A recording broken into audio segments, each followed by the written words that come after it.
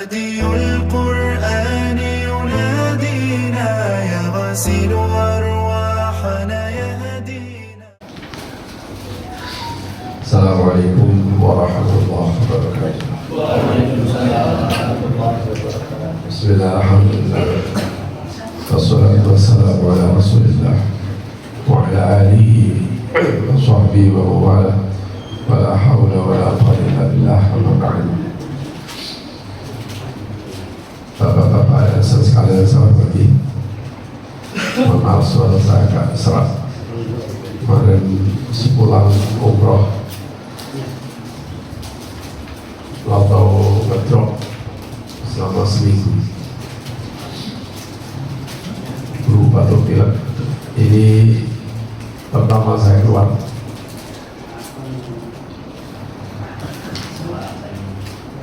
Hari ini kita akan membahas namanya Minhajul Mu'minin fil Musara'atil Khairat. Petunjuk bagi orang mukmin dalam hal bersegera di dalam kebaikan. Jamaah sekalian, bahasa Arab itu memang unik ya. Kalimat bersegera itu sebenarnya hampir mirip dengan buru-buru. Mungkin konotasinya, kalau bersegera itu konotasinya adalah untuk hal-hal yang baik. Kalau buru-buru konotasinya pasti negatif. Ada satu kisah. Saat itu Rasulullah SAW memerintahkan para sahabatnya. Jadi isi perintahnya, jangan sholat asar kecuali di Bani Quraidah. Itu perintahnya. Jangan sholat asar kecuali di Bani Quraidah. Di tengah perjalanan, sekelompok sahabat itu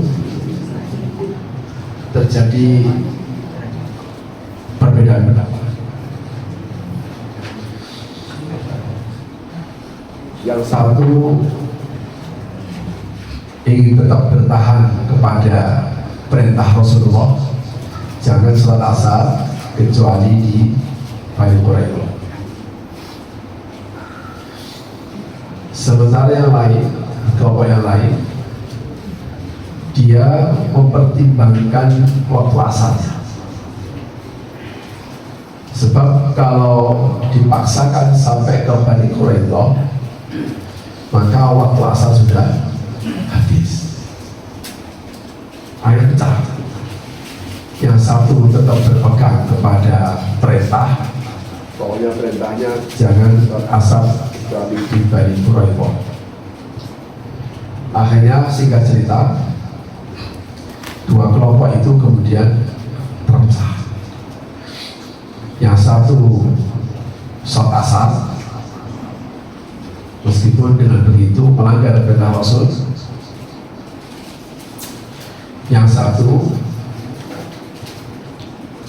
tetap berpegang kepada perintah Rasul, meskipun resikonya keluar dari waktu asar.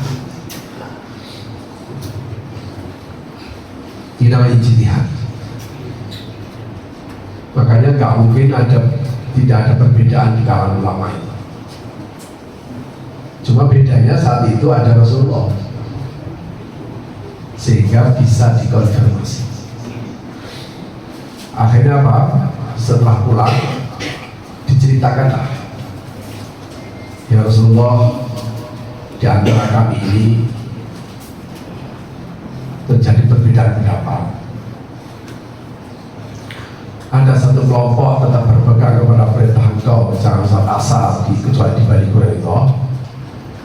Tapi ada satu kelompok yang tetap sholat asar karena dikhawatirkan kalau sampai di Bani Quraidah waktu asar akan habis. Akhirnya oleh Rasulullah, ya udah, itu semuanya sudah selesai. Padahal maunya Rasulullah itu bukan semata-mata sholat asar di Bani Quraidah, tapi agar mereka mempercepat perjalanan.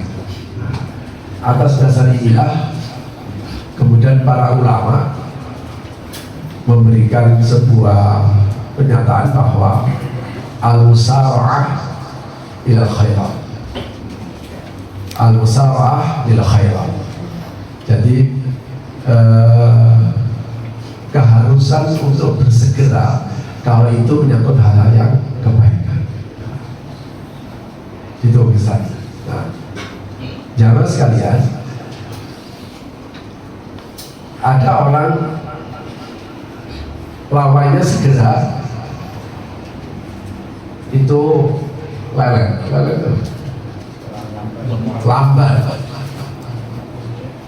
Apa bedanya sabar? Apa bedanya dengan sabar? Jadi kalau orang itu tidak bersegera, orang bilang lambat banget dan lambat banget.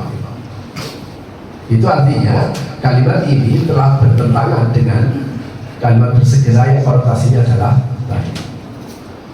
Tetapi kalau buru-buru, nah, ya jangan buru-buru, nggak usah buru-buru, ya sabar. Nah, kalimat sabar itu sesungguhnya sama dengan leret tadi itu, sama dengan lambat tadi itu. Cuma sabar tadi itu dilawan katakan kepada yang buru-buru tadi. Pertanyaannya, kapan kita harus bersegera dan kapan itu orang dikatakan buru-buru? Kapan orang disebut lambat? Kapan orang disebut sabar? Jamaah sekalian, teori ini dilandaskan pada ayat A'udzubillahi minasyaitonir rajim. Bismillahirrahmanirrahim. Fasari'u ila maghfiratin min rabbikum wa jannatin 'arduha as-samawati wal ardu 'iddat lil muttaqin. Bersegeralah kamu kepada maghfirah, ampunan dari Tuhan, dan bersegeralah kalian kepada surga yang luasnya itu seluas langit dan bumi, yang surga itu disediakan oleh Allah untuk orang-orang yang bertakwa.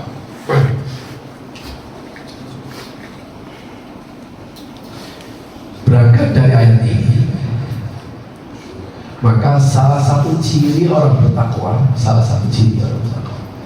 itu adalah al-musara'ah ila maghfirah, al-musara'ah ila jannah, kepada hal-hal yang bisa mendatangkan maghfirah Allah dan segera. Makanya seperti pengajian begini harus ada segeranya. Mau sholat misalnya, jangan lewat jalan Yusuf.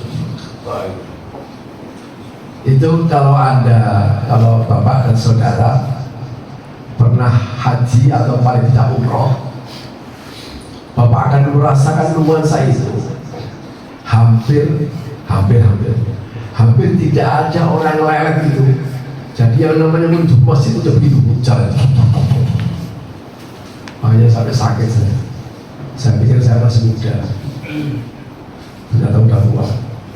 Sebenarnya tempat saya itu dekat banget dengan masjid, dekat banget, karena di ring 1 keluar langsung hanya sekitar 20 meter. Cuma langsungnya itu langsung bergerbang 330. Cuma dari gerbang menuju ke masjid, gerbang menuju ke pintu masjidnya masih ada 100 meter lagi. Dari pintu masjid menuju ke shop yang paling awal, yang shop di depan itu mungkin juga masih ada 100 meter lagi.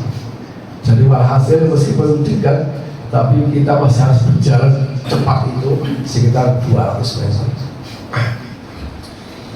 Akhirnya selama seminggu saya ada di Madinah seminggu. Di akhir itu saya sakit, panas, mungkin fisiknya nggak kuat karena ingin selalu ada di depan, kemudian habis itu ziarah makam Rasul. Tapi itulah bersedia. Karena itu jamaah sekalian, jangan sampai salah meletakkan ini. Sebab apa?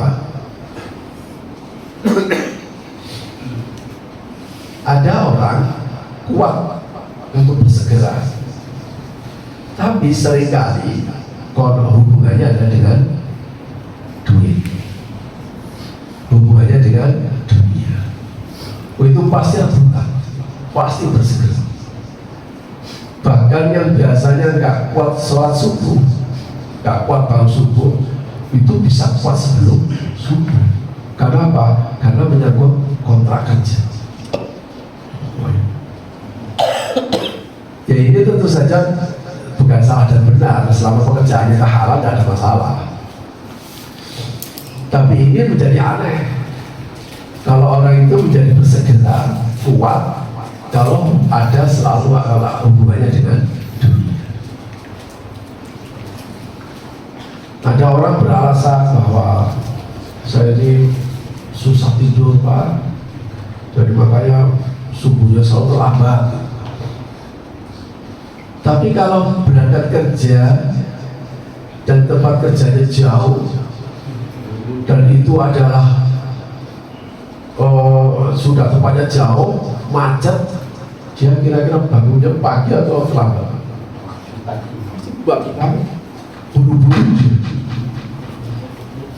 Buru-buru, sebenarnya bersegera juga. Kenapa? Saya terlambat. Sampai kadang itu setelah subuh juga sempat. Setelah subuh itu tidak jelas.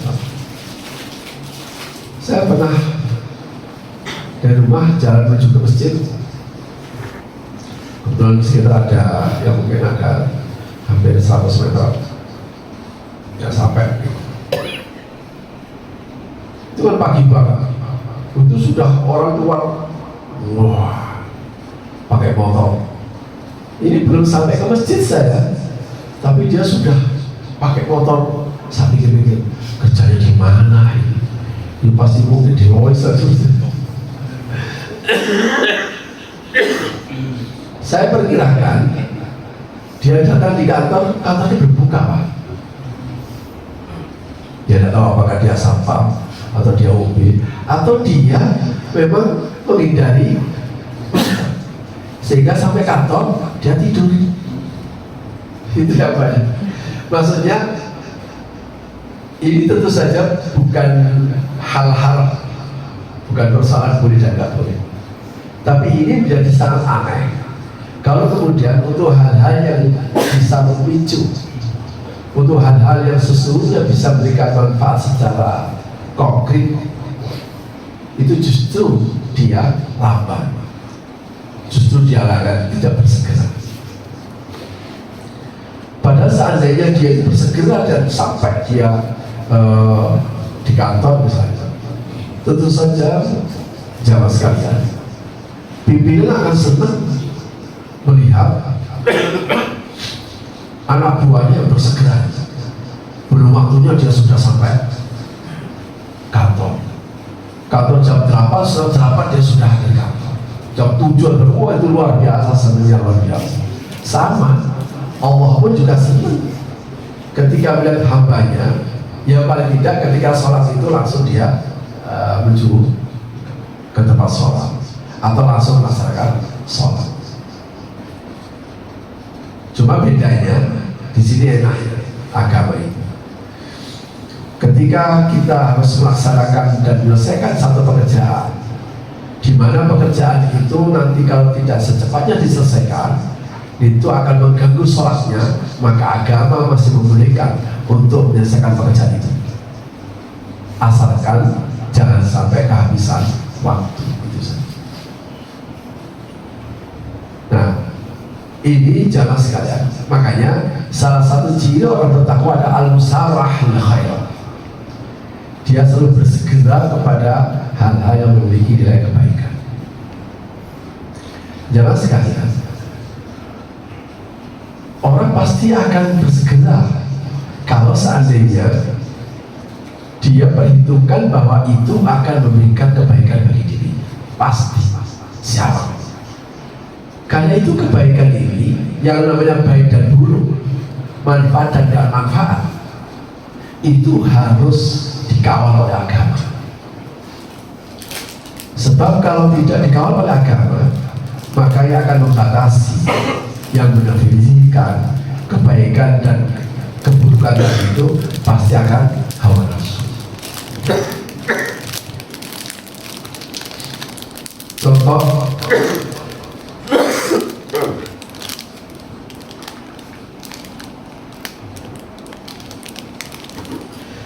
yang paling sederhana yang seperti tadi saya berikan contoh, karena dia menganggap bahwa akan ketemu orang penting, itu pasti bersegera. Kalau dia ada janjian dengan orang penting, menurut dia akan berikan kebaikan. Nah ini kan kebaikan dia yang berpikir. Jam 7 dia punya janji dengan orang penting, saya pastikan jam 6 itu sudah selesai. Nah orang penting, kebaikan ini tentu saja harus dikawal oleh agama. Makanya mas sekalian, orang mukmin atau orang bertakwa seharusnya tidak pernah menganggap penting sesuatu kecuali sesuatu itu ada hubungannya dengan agama. Jangan pernah menganggap orang itu menjadi penting, sehingga seakan-akan kalau kita tidak berhubungan dengan dia, kita seperti kehilangan segalanya. Orang bertakwa harus menganggap bahwa yang penting hanya Allah Subhanahu wa Ta'ala. Kenapa? Karena memang yang ngasih makan kita dan ngasih hidup kita adalah Allah. Seandainya kita tidak mendapatkan ampunan manusia, tidak ada masalah. Seandainya kita dibanding oleh manusia, itu tidak ada masalah selama tidak dibanding oleh Allah Subhanahu wa Ta'ala. Makanya untuk mendapatkan ampunan Allah itu sebenarnya sederhana saja. Kalau kita salah, kita menampun. Enaknya banget. Betapa menyenangkan kita punya Tuhan. Sebab apa? Allah tidak pernah menutup diri. Allah punya sifat Al-Ghaffar. Selama Allah punya sifat Ghaffar, ini namanya sifat lazim. Selama Allah menyifati dirinya Al-Ghaffar, Maha Pengampun, Al-Ghafur, Maha Pengampun, maka sudah dipastikan bahwa manusia itu pasti ada salah dan dosa. Nah, yang penting ketika salah dan berbuat dosa, bersegera untuk bertobat. Itu saja. Karena itu, jamaah sekalian, Allah dan Rasulnya pasti akan kecewa. Sebab apa? Ketika kita tidak bersegera terhadap perintah Dia. Sebab apa? Yang diperintahkan oleh Allah itu tidak sepanjang waktu, tidak sepanjang waktu 24 jam, tidak. Yang diperintahkan oleh Allah itu hanya 5 kali sehari semalam, yaitu sholat 5 waktu itu. Sholat 5 waktu yang sekali sholat kita hanya cuma 5 menit, itu saja kemudian tidak bersegera. Sementara setelah kita sholat itu kita bisa melakukan apapun. Maka kalimatnya itu wasari'u ila maghfiratin min rabbikum. Bersegera kalian kepada hal-hal yang bisa mendatangkan ampunan dari Allah Subhanahu wa Ta'ala. Sebab apa? Tidak mungkin seseorang itu diizinkan masuk surganya kalau tidak mendapatkan ampunan. Sampai Al-Quran memberikan gambaran walau anna likulli nafsin zalamat ma fil ardi laftadat bihi.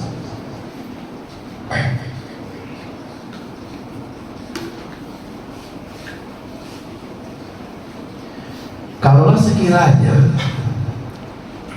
orang-orang yang zalim itu mati dan membawa kezalimannya, berarti dia mati tidak mendapatkan ampunan. Itu seandainya mereka ini kemudian dilakukan satu tukar guling. Ada jalan imajiner, wahai hamba yang zalim, mau gak kalau saya ganti dengan ampunan? Saya ampuni dosamu, tapi syaratnya kamu harus bayar dengan seluruh kekayaan. Apa dia lakukan? Laftadas. Dia akan mau membayar dosa-dosanya itu dengan seluruh asetnya. Maka jemaah sekalian, ketika kita bisa musyawarah, bersegera kepada kebaikan, bersegera kepada hal-hal yang bisa mendatangkan ampunannya Allah Subhanahu wa Ta'ala, tentu saja itu sebuah anugerah. Melalui pembacaan ini kita kenal mana yang seharusnya bersegera dan mana harus sabar. Ketika Bapak bekerja, tentu saja bersegeranya adalah mengikuti perintah ketika Bapak bekerja. Tetapi tentu saja Bapak butuh sabar. Nah, ketika Bapak dan saudara melakukan pekerjaan dengan sabar, meniti karir dengan sabar, itu bukan berarti Bapak dan saudara lambat, tapi namanya sabar. Kalau tidak, ada ujian namanya. Al-ajalah dengan syaitan, wa ta'anni, lawannya adalah ta'anni bina. Sebab kalau orang itu cari duit, cari bekerja gak sabar, akhirnya buru-buru. Meniti karir gak sabar, akhirnya buru-buru. Apa saja yang dia lakukan yang kalau gak sabar dia pasti buru-buru. Kalau buru-buru, itu namanya istiajar.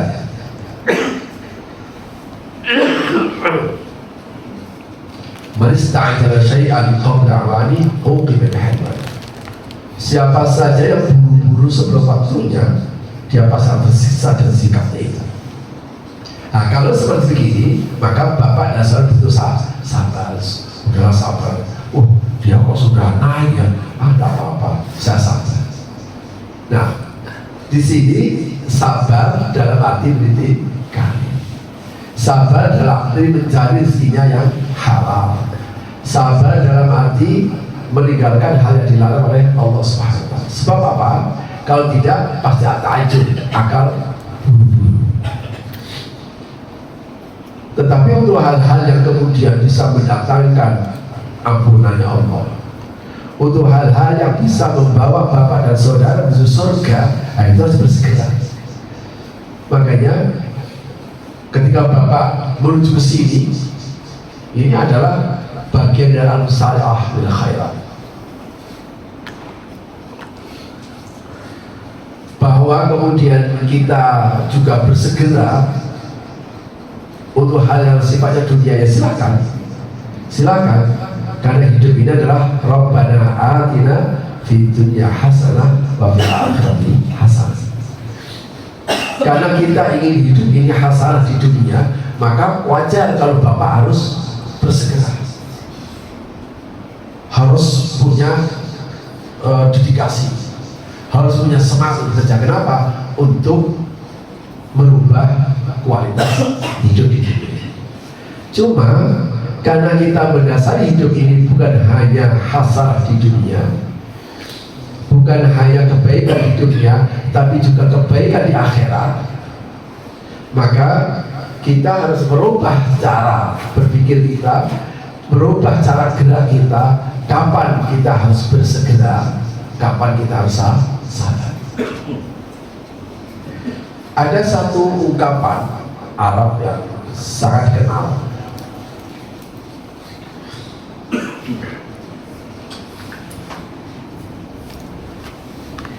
i'mal lidunyaka ka'annaka ta'ishu 'alaiha wa'mal li akhiratika ka'annaka tamutu ghadan.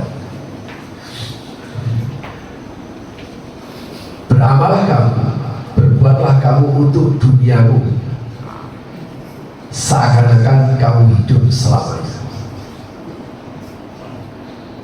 dan beramallah kamu untuk akhiratmu seakan-akan kamu akan mati besok.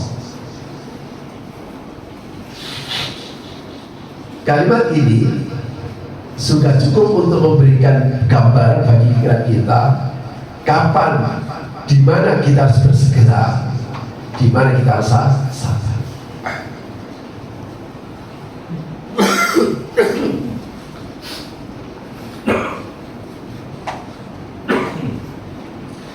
Kalau seandainya tidak tepat memahami riwayat ini, pernyataan ini, saya belum bisa mengatakan hadis ini sahabat, tapi secara makna benar.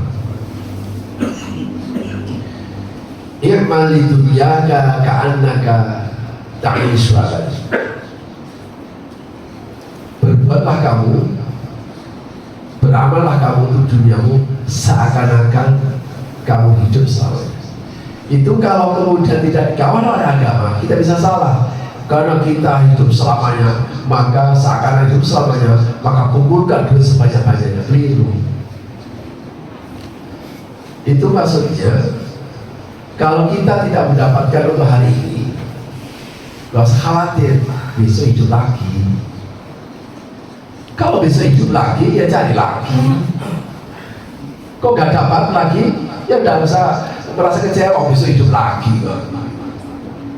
Oh itu. Sehingga dengan begini kita tidak akan pernah nggak kemerungsung dalam bahasa Jawanya.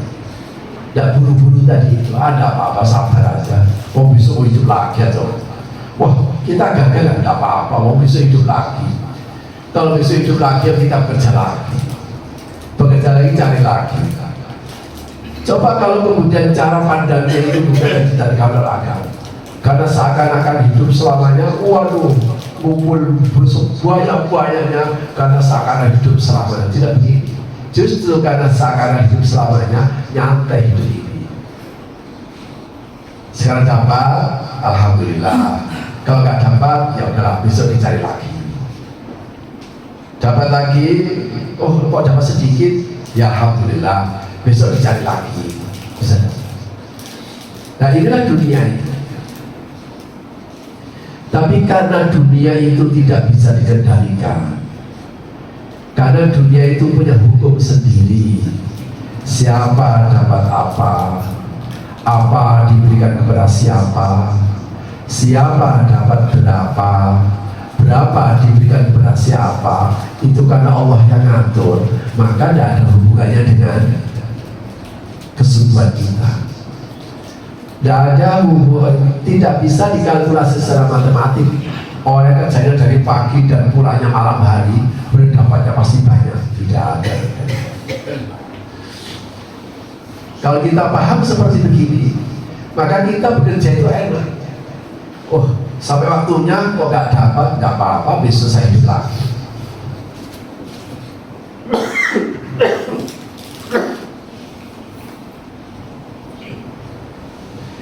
Beda akhirat. Wa'mal li akhiratika ka'annaka tamutu ghadan. Berbuatlah untuk akhiratmu seakan-akan besok mati. Loh, wong seakan-akan besok mati kok nyantai. Harusnya kan bersegera di sini karena besok akan mati. Jangan sekalian. Ya ini pernyataan ini benar. Kenapa? Karena kematian itu tidak bisa diatur. Tidak ada syarat-syarat tertentu. Syaratnya mati harus miskin, tidak juga. Syaratnya mati harus sudah tua, tidak juga. Syaratnya mati harus sakit, tidak juga. Jadi syaratnya mati cuma satu, jika Allah mengirim makhluknya namanya al-maut. Karena kematian kita tidak tahu kapan dan di mana, maka inilah yang kemudian kalimat yang digunakan oleh Al-Quran itu dibalik, alladzi khalaqal mauta wal hayata liyabluwakum ayyukum ahsanu, yaitu zat yang menciptakan kematian dan kehidupan. Kematian lebih dulu, meskipun kenyataannya hidup lebih dulu baru mati, kan gitu ya. Kita ini kan gak mati dulu, hidup dulu baru mati. Tapi kenapa ayat ini mati dulu baru hidup? Supaya ketika kita melangkah itu, kita dikawal oleh kematian. Oh, mau besok mau mati aja. Kesadaran bahwa besok mau mati inilah yang kemudian menjadikan kita bekerja jadi hati-hati. Kesadaran akan kematian itulah kemudian ketika kita mendapatkan buahnya, kita pas berpikir, oh besok saya mau mati, sehingga dapat banyaknya tadi itu dia gunakan untuk kebaikan, dia membantu untuk kebaikan. Kesadaran akan kematian itulah yang kemudian seandainya dia itu gak dapat, dia gak apa-apa, oh besok mau mati aja. Sehingga bukan untuk nakut-nakuti, tapi justru untuk menyehatkan kita, menyehatkan cara kerja kita. Coba kalau kemudian tidak dikawal seperti ini, kita akan kecewa. Terus kenapa? Saya sudah lama, perasaan saya sudah kerja lama di sini, saya nggak dapat apa-apa. Coba kalau kemudian kita keliru untuk memahami al-musara'ah ilal maghfirati ilal maghfirah wal jannah. Nggak apa-apa, nggak dapat. Yang penting saya bisa bersegera, bersegera untuk mendapatkan ampunan Allah, bersegera untuk mendapatkan surga Allah. Nah, inilah menjadi ciri-ciri bertakwa yang di dalam ayat itu, alladzina yunfiquna fis sarra'i wad dharra, bahwa orang bertakwa dia pasti akan bersegera untuk apa? Untuk berinfak. Berinfak itu tidak ada hubungannya dengan kaya dan miskin.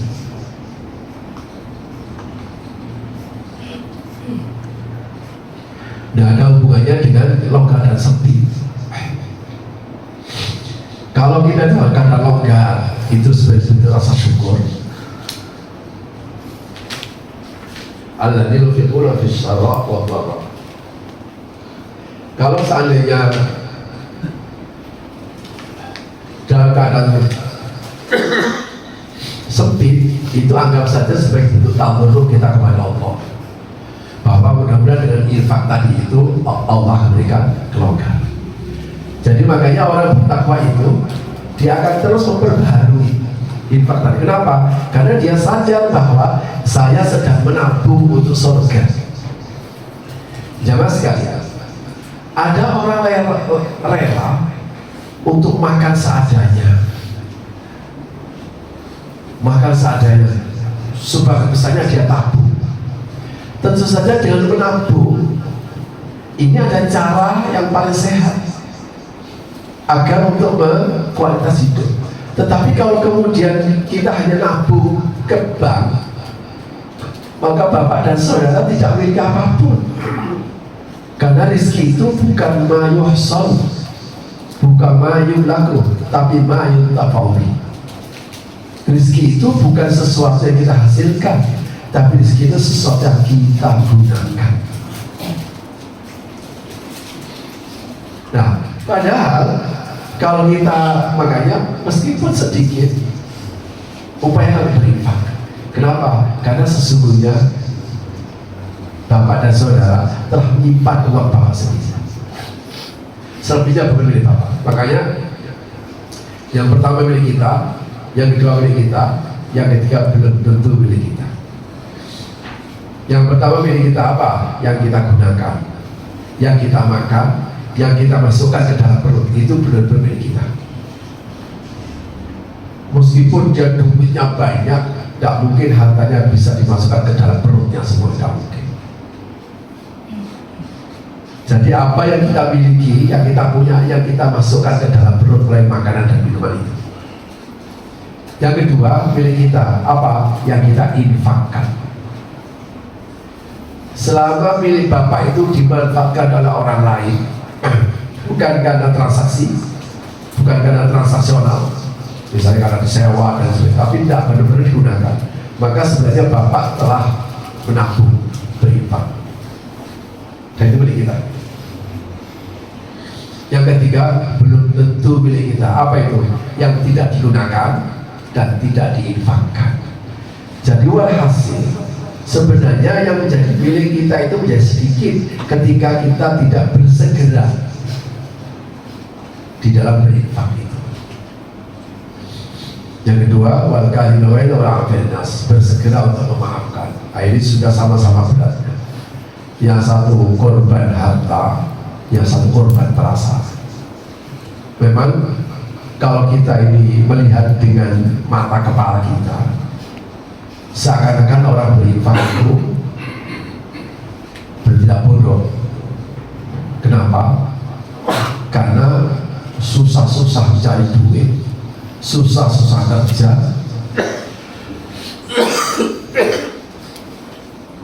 ketika dia dapat dikasih orang. Nah ini loh, makanya dikawal oleh agama. Tapi kalau dia tercerahkan oleh agama, oh justru Bapak telah menyelamatkan harta Bapak sendiri. Dan dia berinfak tadi. Makanya mata kepala ini selalu bohong. Mata kita itu menilai orang ini enaknya, kok bisa tahu? Oh iya, itu rumahnya gede. Dari mana kesimpulan seperti itu? Kita banyak dibohongi. Itu loh enak, kok bisa tahu? Duitnya banyak. Iya, duitnya banyak, utangnya juga banyak. Oh enggak tahu. Jadi mata ini dibohongi semuanya. Makanya jangan percaya dengan pandangan mata. Sehingga Al-Quran mengatakan wala tamuddanna 'ainaika ila ma mata'na bi azwajin min zahratil hayatid dunya linaftinahum. Jangan suka memanjangkan pandangan pada nikmat orang lain. Wah enak ya, wah kayaknya enak juga. Itu pandangan mata, dibohongi semuanya. Selama Bapak tetap bisa musara il khairat, makanya pada konteks ayat tadi itu dia bersegera untuk berinfak, bersegera untuk memaafkan, bersegera untuk bangun malam, bersegera apapun kebaikan yang itu bisa memantik mahfir Allah dan surganya Allah, bersegera untuk bisa dicapai. Untuk hal berikutnya, hal selain itu, Bapak dan saudara sabar saja. Sabar dalam mencari rezekinya halal, sabar di dalam bekerja, sabar dalam meniti karir. Mudah-mudahan penjelasannya dapat. Terima kasih. Saya mohon maaf tidak bisa kuat. Saya baru pertama saya keluar, setelah seminggu saya sudah di rumah. Terima kasih. Mudah-mudahan ada manfaatnya. Saya akhir sampai di sini. Hadanallahu wa iyyakum. Assalamualaikum warahmatullahi wabarakatuh.